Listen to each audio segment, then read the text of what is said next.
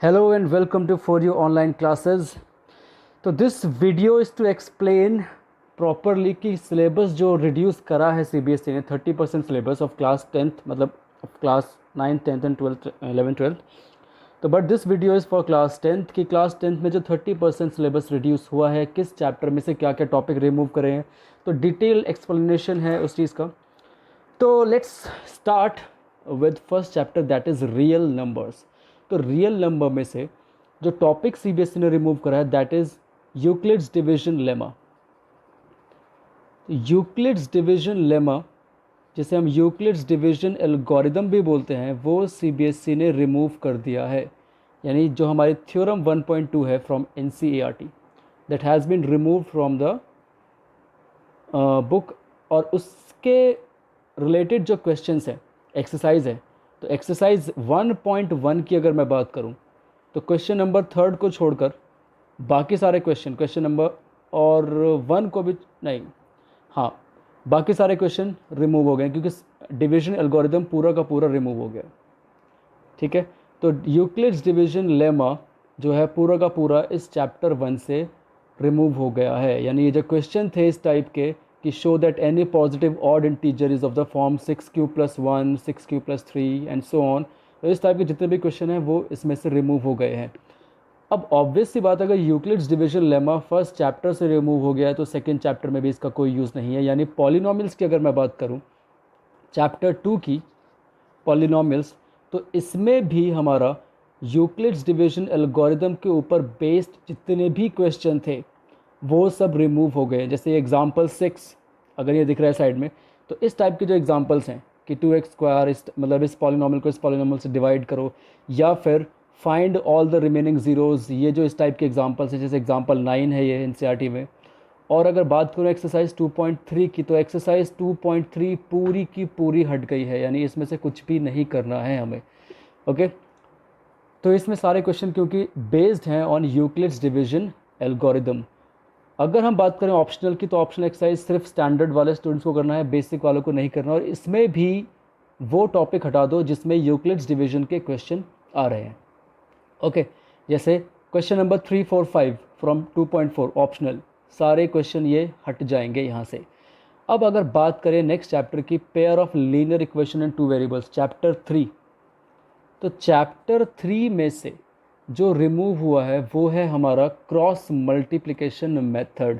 तो हम जो वो क्रॉस मल्टीप्लिकेशन मेथड पढ़ते थे, ठीक है, ये जो साइड में दिख रहा है तुम्हें क्रॉस मल्टीप्लिकेशन मेथड, ये पूरा का पूरा रिमूव हो गया. यानी इसके ऊपर बेस्ड कोई भी क्वेश्चन नहीं करना. जैसे 3.5 का ये क्वेश्चन नंबर 1 कि which of the following pairs dash dash dash find it by using cross multiplication method, यानी क्रॉस मल्टीप्लिकेशन मेथड वाले क्वेश्चन नहीं करने.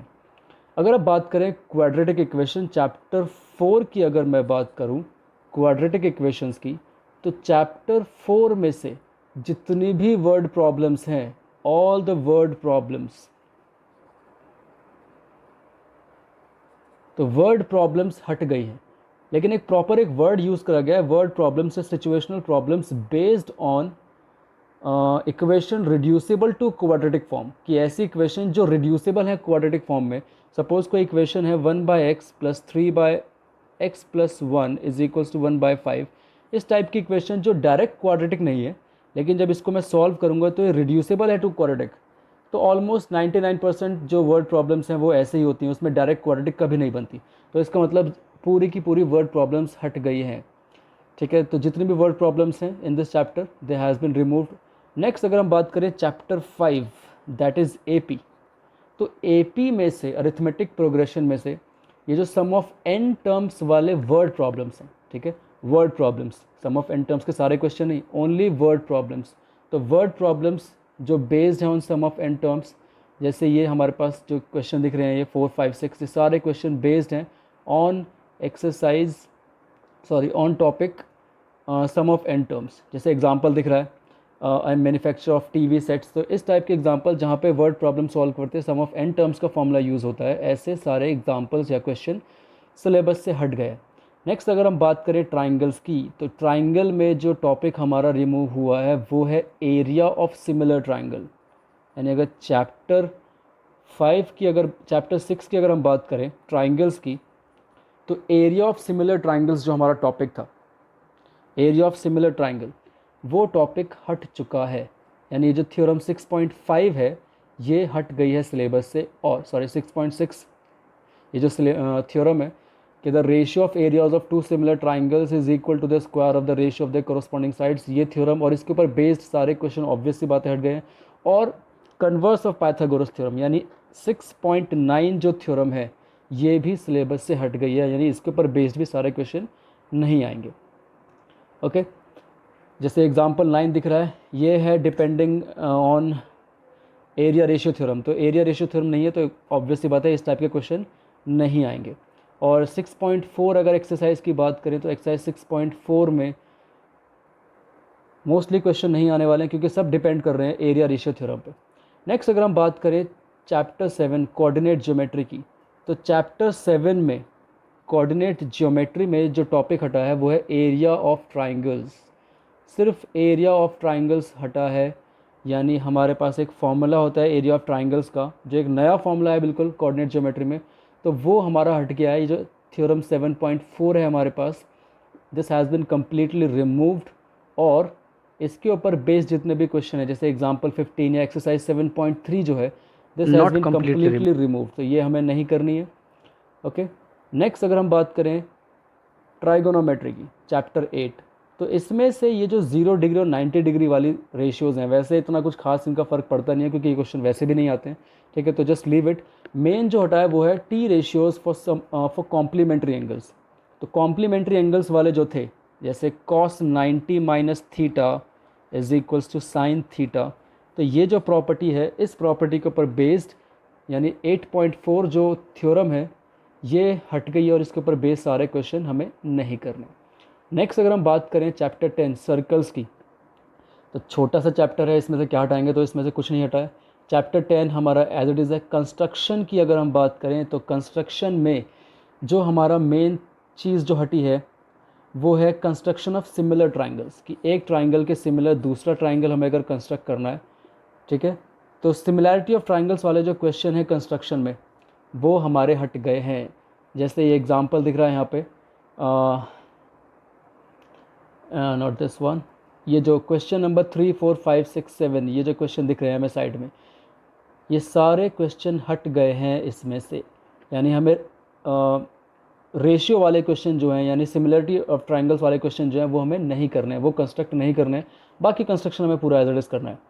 नेक्स्ट अगर हम बात करें एरिया रिलेटेड टू सर्कल्स, तो एरिया रिलेटेड टू सर्कल्स में से ऐसा कोई पर्टिकुलर टॉपिक नहीं हटा है। चैप्टर 12 की हम बात कर रहे हैं तो ऐसा कोई पर्टिकुलर टॉपिक नहीं हटा है, बट कुछ क्वेश्चंस हैं जिसमें सेंटर एंगल 120 डिग्री आता है, ठीक है, तो जैसा आपको साइड में दिख रहा है जिसमें सेंटर एंगल 120 डिग्री आता है, इस टाइप के क्वेश्चंस हट गए हैं, यानी इस टाइप के क्वेश्चंस नहीं आएंगे। सरफेस एरिया एंड वॉल्यूम की बात करें तो सबसे बढ़िया चीज़ हट गई है इसमें से, जो बिल्कुल नई चीज़ बच्चे पढ़ते हैं क्लास 10th में आके, क्योंकि ये सब तो हमने पढ़ा है क्यूब क्यूबॉइड, तो नई चीज़ हम पढ़ते हैं क्लास 10th में फ्रस्टम ऑफ अ कोन, और ये पूरा का पूरा फ्रस्टम ऑफ अ कोन हट गया है, यानी इसके ऊपर कोई भी क्वेश्चन नहीं आएगा। और ऑप्शनल में भी अगर हम बात करें तो ऑप्शनल सिर्फ स्टैंडर्ड लागू करना है, बेसिक को वैसे भी नहीं करना, तो जितनी भी ऑप्शनल एक्सरसाइज हैं किसी भी चैप्टर में तो उसमें से वो पोर्शन हटा दो जो हम बोल रहे हैं, उसके अलावा स्टैंडर्ड वालों को ऑप्शनल एक्सरसाइज भी करनी होती है।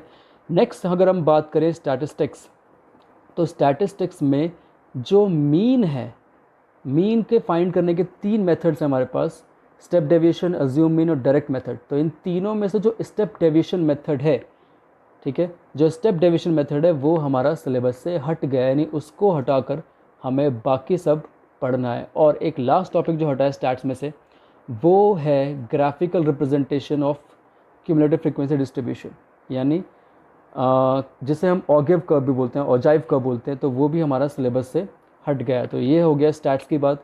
और रही बात लास्ट चैप्टर प्रोबेबिलिटी की, तो प्रोबेबिलिटी में से भी कुछ नहीं हटा है क्योंकि वो भी एक छोटा सा चैप्टर है।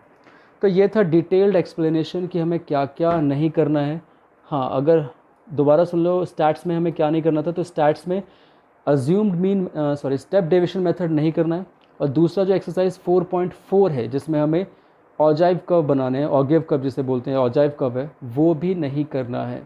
ओके, तो ये सब हमें नहीं करना है, ये सब हट गया, यानी ऑलमोस्ट 30% सिलेबस जो है वो CBSE ने हटाया है, ये फ़िलहाल के लिए, और बाकी लेट्स वेट और क्या करती है सीबीएसई।